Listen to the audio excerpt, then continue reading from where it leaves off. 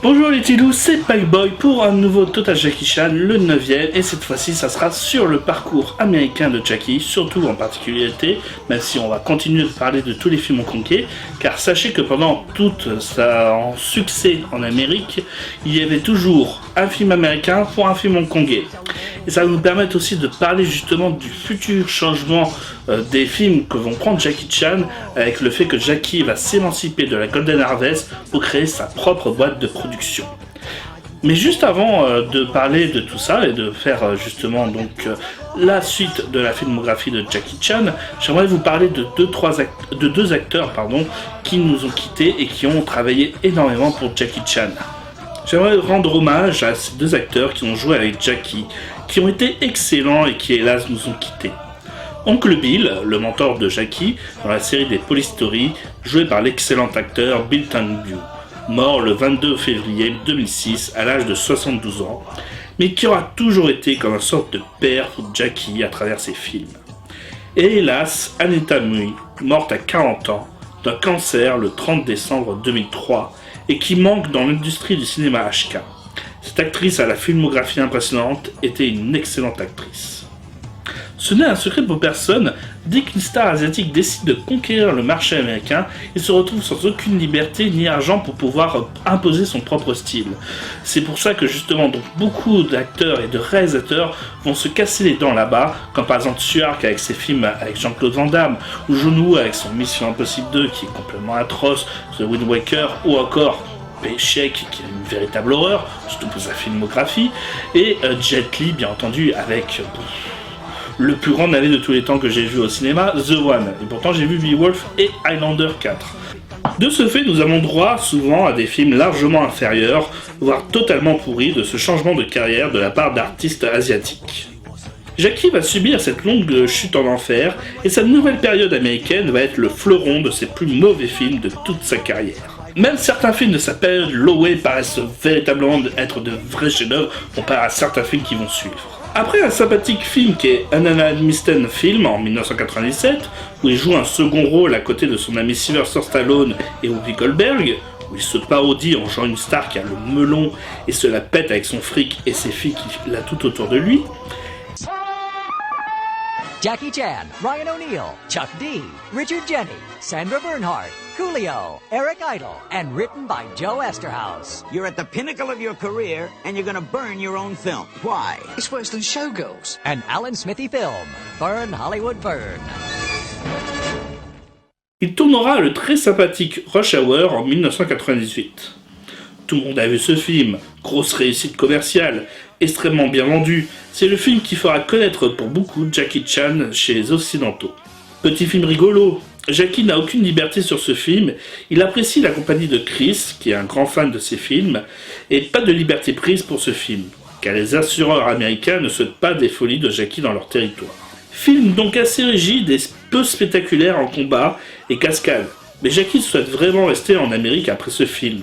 D'ailleurs, je ne sais pas si je suis le seul à avoir le remarqué, mais le petit extrait où il s'accroche sur un panneau marqué Hollywood me permet de montrer justement l'envie de Jackie de rester sur le sol américain. En tout cas, le duo fonctionne bien et le public va en redemander.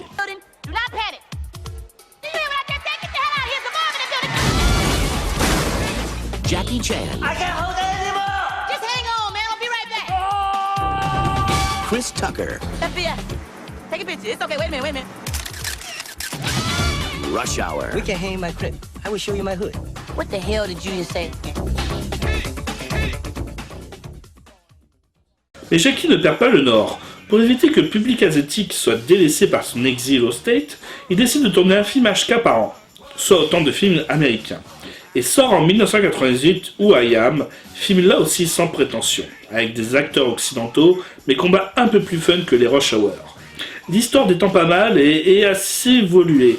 Le film est bizarrement encore inédit chez nous, malgré que traîne une version française doublée de ce film sur le net. What do you want? I want my life back. Jackie Chan, star of the box office smash Rush Hour. You'll never know who you are.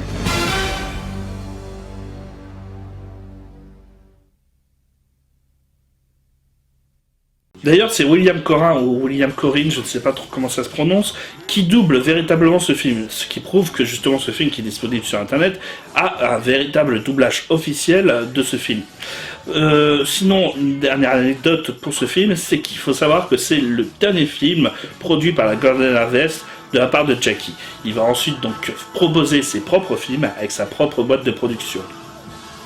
Jackie va alors se lancer dans un film qu'il souhaitait faire depuis longtemps, Shanghai Kid en 1999. Jackie souhaitait depuis toujours jouer le rôle d'un Chinois perdu dans l'époque du Far West. Film assez libre, Jackie se permet même d'aller dans l'humour et références sexuelles. Il épouse une indienne, peuple originel de l'Amérique profonde, et les combats sont chorégraphiés par son grand ami Yuen Biao. Là aussi la recette fonctionne, le duo Wilson-Chan va encore plus loin que celle avec Tucker. Petit film qui reste avant tout sympathique, et le scénario est à peu près similaire à celui de Rush Hour, avec une personne kidnappée, Jackie qui se retrouve dans un nouvel univers, et auquel il doit s'adapter avec un partenaire indiscipliné.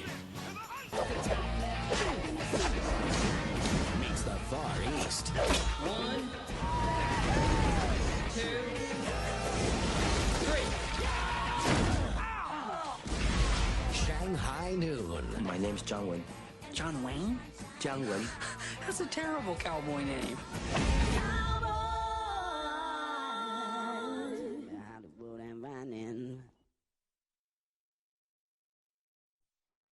Qui dit film américain dit forcément film asiatique, et celui de l'année 1999 est Gorgeous. Jackie voulait s'essayer à de nouveaux genres, dont la comédie romantique depuis longtemps. Jackie maintenant a quitté la Golden Harvest Productions et il est maintenant libre de faire ce qu'il veut grâce à sa nouvelle renommée et sa boîte de production. L'argent des films américains lui permet justement de financer tous ses films. Et il décide de lui-même de ses plans de carrière, à tort ou à travers. Jackie est donc lancé pour cette comédie romantique Chou qui joue. Film assez naïf dans son histoire d'amour, la réalisation reste quand même un excellent travail, et le combat de Jackie Chan contre le premier cascadeur occidental qui va accepter dans sa team, Bradley James Allan, est excellent. Il y a beaucoup d'humour bon enfant et le film reste assez rafraîchissant, surtout si on aime l'actrice Shuki, qui est véritablement parfaite dans ce film.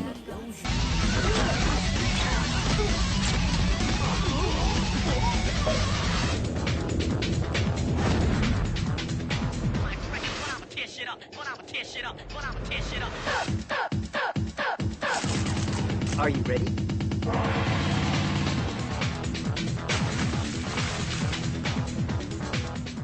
Heart of Dragon avait vraiment mitigé les fans dû à son côté dramatique. Et malgré le succès au box-office dû à la présence de deux grands acteurs très célèbres à l'époque et maintenant, Jackie et Chucky, le film a rapporté beaucoup de succès mais a mitigé là aussi beaucoup les fans. Car justement la partie romantique n'est peut-être pas assez travaillée, peut-être beaucoup trop naïf et bon enfant, et les scènes de combat sont trop peu présentes pour justement marquer les esprits.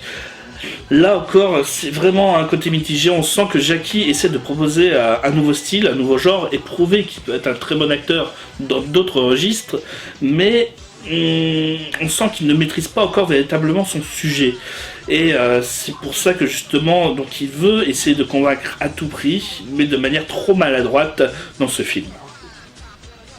Ce qui semble beaucoup déranger ses fans de départ, c'est le fait que Jackie ne semble pas être un homme à femme. Il semble être naïf et toujours célibataire, un petit peu comme l'image qui s'est forgée tout le long de sa carrière dans les rôles qu'il a eus. Jackie a souffert en n'invoquant jamais sa vie privée, et il avait raison car malgré qu'il s'est caché aux yeux de tous, il n'a pu empêcher les journalistes de découvrir qu'il s'était marié en 1996, provoquant alors le suicide de deux de ses fans japonaises. Malgré tout, Jackie n'est pas totalement désespéré par le beat de Gorgeous et souhaite réellement évoluer en proposant des scénarios plus élaborés et réfléchis. Accidental Spy en 2000 en est le début.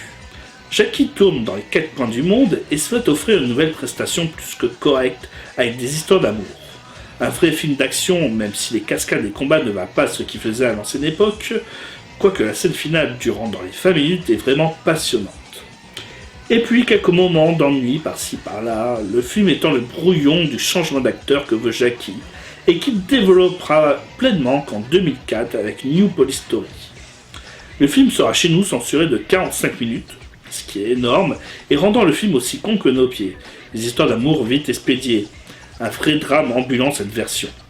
Le film sera un succès malgré tous les passages assez intimes et dramatiques, car les scènes d'action seront énormément présentes pour compenser.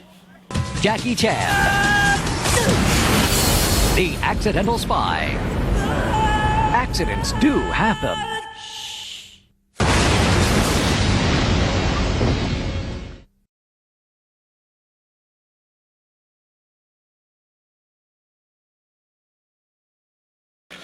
Parlons ensuite très vite de Rush Hour 2 en 2001 et de Shanghai Kid 2 en 2003.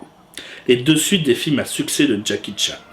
Le deuxième épisode de Rush Hour laisse plus de liberté à Jackie. Le tournage se passant souvent en Chine, les cascadeurs restent présents pour les scènes de combat.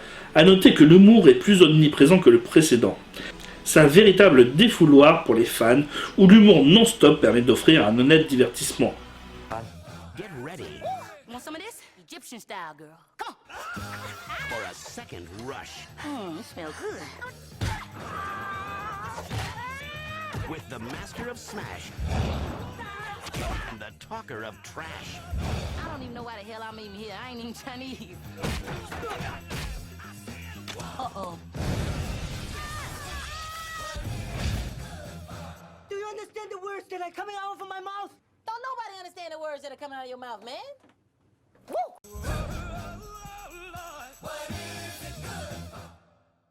Simple avis personnel, mais j'ai carrément largement préféré l'épisode 2 que l'épisode 1, malgré que j'ai justement préféré la BO dans l'épisode 1 que dans l'épisode 2, mais franchement, même si ça peut paraître lourd pour certains, mais toutes les petites vannes de Chris Tucker avec le fait que Jackie subisse tout ça m'a fait véritablement rire dans ce film. Et la réalisation de Brett Ratner se tient très très bien pour un duo de choc, pour un véritable buddy movie à l'ancienne des années 80. Shanghai Kid 2 est lui par contre la perle américaine de cette période. Hilarant, les combats sont cette fois orchestrés uniquement par Jackie Chan. Les combats sont lents mais laissent place aux nombreuses références de Jackie. Jackie combattant avec un parapluie sous l'air de Dansons sous la pluie. On a l'impression qu'il danse, ou encore le personnage de Sherlock Holmes, ou le gamin qui s'appelle Charlie Chaplin. Jackie refait l'histoire en inventant le fait que c'est lui qui aurait influencé ces références. Cela reste excellent. You think you're so cool with your karate. You do that again, and you're a dead man.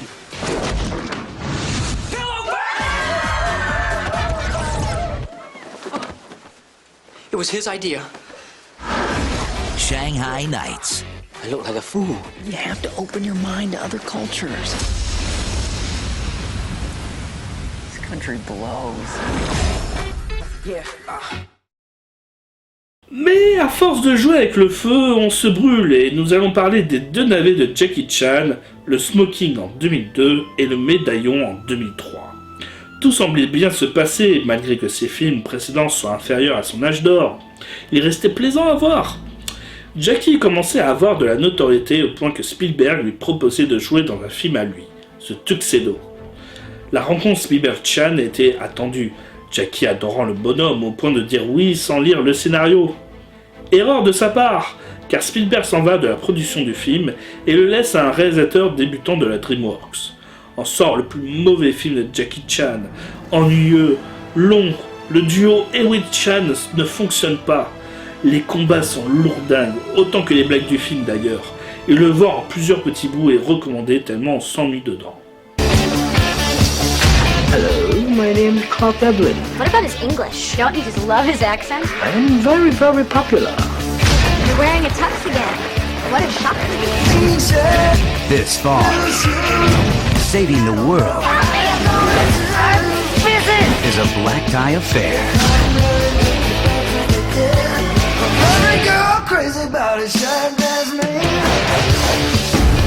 The Tuxedo. Pareil pour le Médaillon qui s'annonçait sur les meilleurs auspices, chorégraphié par Sammo Hung. Tout cela semblait être au moins aussi sympa que les Shanghai Kid. Pas du tout. Prestations plus que minables, humour aux abonnés absents, à moins que les blagues faites par les seconds rôles soient des blagues, mais vraiment minables alors, et le comble étant atteint dans les scènes où les FX font leur apparition. La scène finale est d'une mocheté à faire honte à Killer Meteor.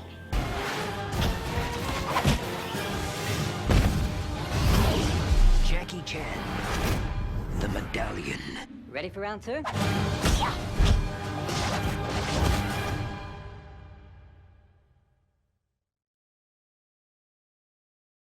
Et enfin, dernier film de sa période américaine, Le Tour du Monde en 80 jours en 2004. C'est un divertissement moyen, mais qui a le côté sympathique d'offrir de nombreux caméos ahurissants, tels que Michael Youn en artiste peintre, ou encore Schwarzenegger en prince turc. Vous avez 7 femmes? Une pour chaque jour de la semaine. Le mardi vous conviendrait. Êtes-vous prêt pour le grand saut? Le tour du monde en 80 jours. Je vous avoue, malgré le gros succès qu'a eu Jackie Chan à cette période-là et le fait qu'on en parlait un petit peu partout, avec des soirées de Jackie Chan sur Canal+, avec des interviews exclusives, avec justement les films qui ressortaient enfin au cinéma comme les Rush Hour ou les Shanghai Kid, ou même son dessin animé et son jeu vidéo où justement il fait tous les mouvements de ce jeu avec Jackie Chan Taskmaster, j'ai pourtant moins apprécié cette période-là au point que je me suis moins intéressé à son cinéma. Je pensais qu'il était perdu, justement comme en Amérique, et qu'il allait continuer qu'à faire que des films mauvais et enchaîner des films hongkongais de temps en temps par-ci par-là, sans proposer quelque chose de nouveau. Et ce, malgré que Jackie Chan délaisse et déteste véritablement pas mal de ses films américains. Je pense par exemple au Smoking, où lors de la promotion et l'avant-première justement du film, il a carrément dit, personnellement, et en vrai devant tout le monde, et devant tous les gens qui ont acheté leur place, que ce film était une véritable daube. De la merde, précisément. Il a dit de la merde. Et justement, je ne peux pas lui en vouloir. Il avait totalement raison. Mais derrière, voilà, il n'avait pas les actes qui nous faisaient penser que, justement, l'acteur pouvait revenir. Et voilà, je pensais qu'il était en phase de pré-retraite, justement, avec se faire un petit peu de fric par-ci par-là, et arrêter sa carrière, et essayer de ne plus rien nous prouver. Heureusement, il m'a donné tort, avec justement, en 2004, justement, le renouveau de Jackie Chan, avec des films qui, franchement, au niveau, peut-être pas action, mais au niveau émotion, niveau réalisation, niveau mise en scène, vont peut-être valoir ceux de son âge d'or, parce qu'ils sont véritablement touchants pour certains, mais aussi va arriver quelque chose que je ne pensais pas ça possible de Jackie Chan, c'est sa philosophie. Sa philosophie de ses films va carrément changer. Il dit concrètement qu'il est un acteur patriote depuis le début, depuis Dragon Lore, et ben pour moi, il est devenu un acteur patriote depuis New Police Story. Et vous allez comprendre pourquoi dans le prochain Total Jackie Chan.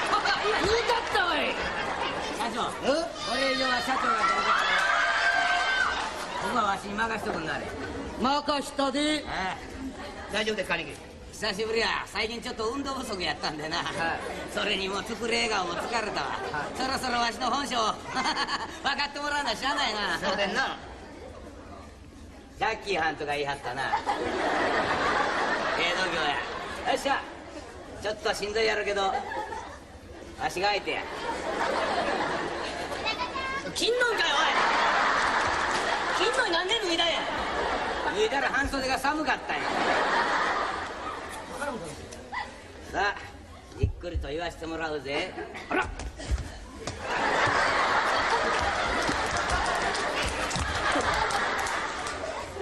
どうやら久しぶりに俺を本気で怒らされてかわいそうなお人や。おいジャッキーさんとか言うたな。わしが怒ってこのネクタイを外した時には何が起こるか知っとるか。長さが一緒や。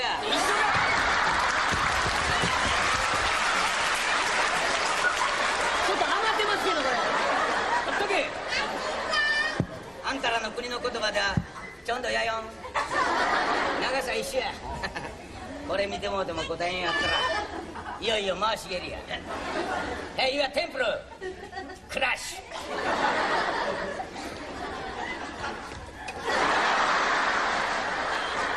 今のはデモンストレーション。ワンモア。この人のテンプルここかい。気に入らんかったら正面好きや。ほらあっ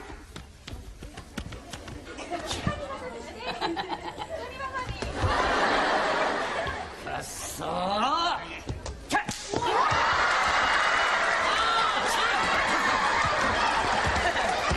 っしゃ今日はこれぐらいしといたんだ。負けとんでおめえ何や踏んどるんや。できないです。バカ誰が。あ、ジャッキー刑事。あ、俺ともらえるんですか。どうもちょっとこちらの方刑事さん。そう国際的に有名な香港国際警察のジャッキー刑事だ。